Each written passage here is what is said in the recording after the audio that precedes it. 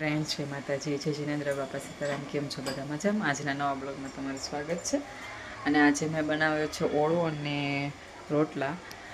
Mummy તો છે નહીં, ઘરે કોઈ નથી. હું ને માહી પપ્પાને એટલે જ છીએ.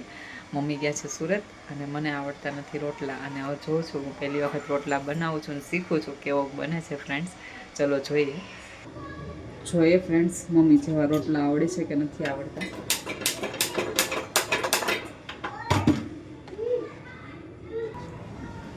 ચલો ફ્રેન્ડ્સ, મેં ચાલુ કરી દીધું છે રોટલા બનાવવાનું. હવે જોઉં છું કેવો બને છે મારાથી. કેમ કે હજી મેં કોઈ દિવસ બનાવ્યા નથી, આ પહેલી વાર જ બનાવું છું. એટલે પાછા મમ્મી ઘરે નથી ને હું એકલી બનાવું છું.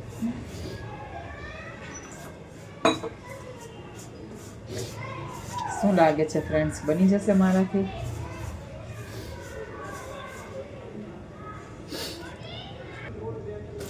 ફ્રેન્ડ્સ, ચાલુ કરી દીધો છે રોટલો બનાવવાનો.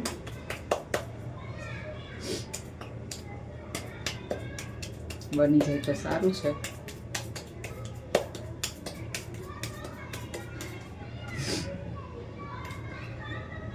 કોઈ દી બનાવ્યું નથી, પહેલી વાર જ બનાવું છું.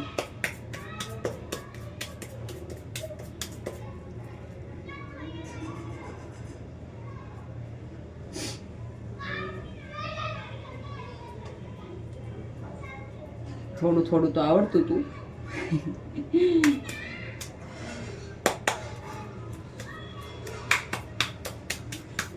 ગોળ બને એટલે બસ.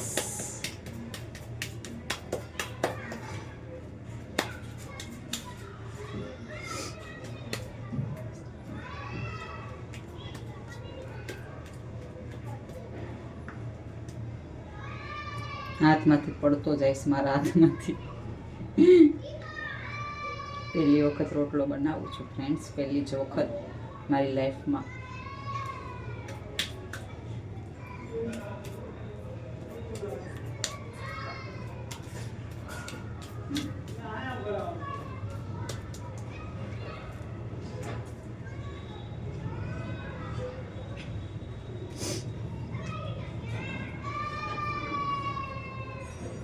ગોળ તો નથી બન્યો ફ્રેન્ડ્સ, પણ બન્યો છે સારો.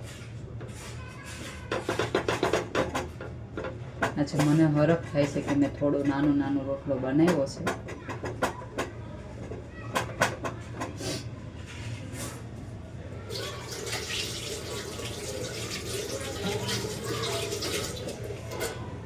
કેવો બન્યો છે ખબર નથી મને, હમણાં ચડે એટલે જોઈ લો.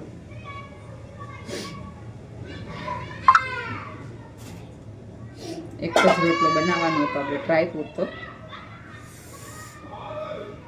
તમે જોઈ શકો છો મારો રોટલો. પહેલી વાર મારી લાઈફમાં મેં પહેલો રોટલો બનાવ્યો છે. એ પણ થોડો સારો થયો છે, એટલે વાંધો નથી. એટલો બધો ખરાબ નહીં બન્યો, કેમ કે લાઈફમાં પહેલી વાર રોટલો બનાવું છું. રોટલો કમ્પ્લીટ થઈ ગયો છે, સારો બન્યો છે, તમે જોઈ શકો છો. આજે મને હરખ થાય છે કે મેં રોટલો બનાવી નાખ્યો છે. આજે મેં મારા પતિદેવ માટે રોટલો બનાવ્યો છે અને સારો બની ગયો છે. ફ્રેન્ડ, મારી આ ચેનલ તમને સબસ્ક્રાઈબ, લાઈક, શેર, સબસ્ક્રાઈબ કરજો મારી ચેનલ.